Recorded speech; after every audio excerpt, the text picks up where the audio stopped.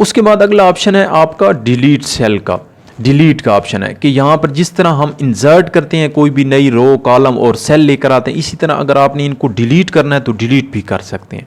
तो डिलीट करने के लिए आप क्या करते हैं, यहाँ पर डिलीट के ऊपर क्लिक करते हैं, डिलीट सेल के ऊपर क्लिक करते हैं। अब ये वही ऑप्शन आपको दोबारा पूछ रहा है कि आपका ये जो आपका डेटा है 14 नंबर ये डिलीट हो जाएगा, तो जो पीछे बचेगा वो आपका डेटा डाउन की तरफ शिफ्ट हो या अप की तरफ, कहाँ पर शिफ्ट हो। तो यहाँ पर आप ओके करेंगे तो ये देखिए 14 नंबर आपका डेटा डिलीट हो गया है और डेटा आपका क्या हो गया है, अप की तरफ आपका डेटा ऊपर चला गया है। और ये देखें ये नीचे आप देख रहे हैं तो ये क्या बच गया है, एक आपका खाली सेल बच गया है। ये ऊपर आपका डेटा चला गया है तो ये जगह क्या हो गई है, ये खाली छूट गई है।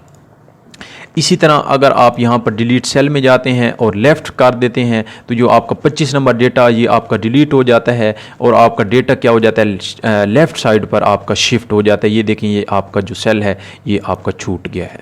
तो इस तरह आप किसी भी सेल को यहाँ पर डिलीट कर सकते हैं।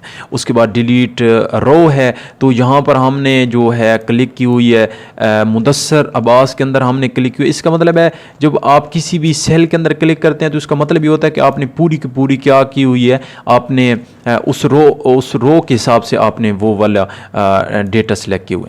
आप यहाँ पर अगर 60 नंबर में है फैसल तनवीर में, इसका मतलब है अगर आप रो डिलीट करते हैं तो ये सारी की सारी क्या हो जाएगी, आपकी रो डिलीट हो जाएगी। अगर आप 33 नंबर हैं या इस मेल के अंदर हैं तो ये देखें ये मुदस्सर जो अब्बास है ये सारे के सारी जो रो है वो क्या हो जाएगी, डिलीट हो जाएगी। मसलन 25 नंबर का डेटा है, इसको हम डिलीट करना चाहते हैं पूरी की पूरी रो को, तो यहाँ पर डिलीट रो के ऊपर क्लिक करते हैं। ये देखें ये पूरी की पूरी रो क्या हो गई है, आपकी डिलीट हो गई है।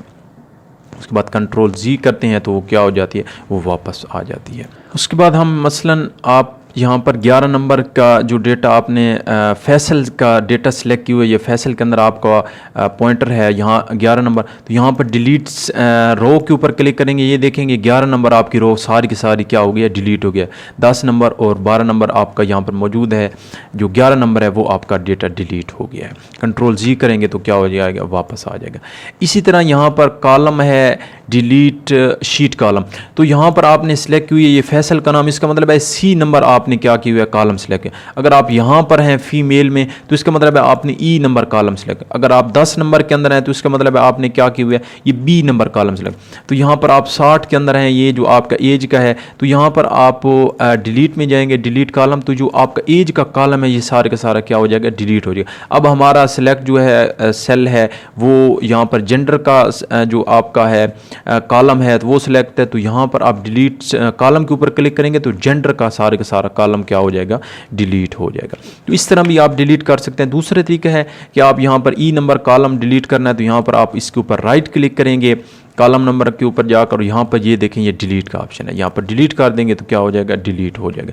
इसी तरह अगर आपने 10 नंबर रो को डिलीट करना है, यहाँ पर राइट क्लिक करेंगे और डिलीट कर देंगे तो क्या हो जाएगी, ये सारी की सारी रो क्या हो जाएगी, डिलीट हो। 14 नंबर डिलीट करना चाहते हैं, यहाँ पर राइट क्लिक करेंगे, डिलीट करेंगे तो 14 नंबर 10 नंबर क्या हो जाएगी, डिलीट हो जाएंगी। उसके बाद है डिलीट शीट के आप पूरी की पूरी शीट को डिलीट करना चाहते हैं। यहाँ पर हम मसलन 4 नंबर शीट के अंदर जाते हैं, यहाँ पर हम डेटा लिखते हैं।